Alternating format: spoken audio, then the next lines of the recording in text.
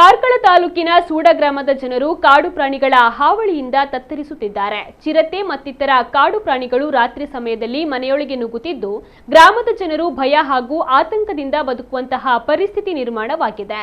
ನಾಯಿ, ಬೆಕ್ಕು, ದನಕರುಗಳು ಮಾತ್ರವಲ್ಲ, ಮನುಷ್ಯರಿಗೂ ಕೂಡ ಅಪಾಯದ ಭೀತಿ ಎದುರಾಗಿದೆ.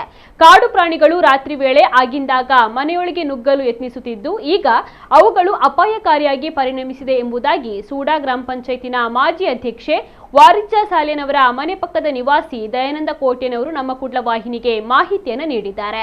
ಮನೆಯಲ್ಲಿ ಚಿಕ್ಕ ಮಕ್ಕಳು ಕೂಡ ಇದ್ದು ಭಯ ಮತ್ತು ಅಭದ್ರತೆಯಿಂದಾಗಿ ಮುಕ್ತವಾಗಿ ಓಡಾಡುವುದೇ ಕಷ್ಟವಾಗಿದೆ ಎಂದಿದ್ದಾರೆ. ಸಂಬಂಧಪಟ್ಟ ಅಧಿಕಾರಿಗಳು ಕೂಡಲೇ ಸೂಕ್ತವಾದ ಕ್ರಮವನ್ನು ಕೈಗೊಂಡು ರಕ್ಷಣೆಯನ್ನು ಒದಗಿಸುವಂತೆ ಅವರು ಮನವಿಯನ್ನ ಮಾಡಿದ್ದಾರೆ.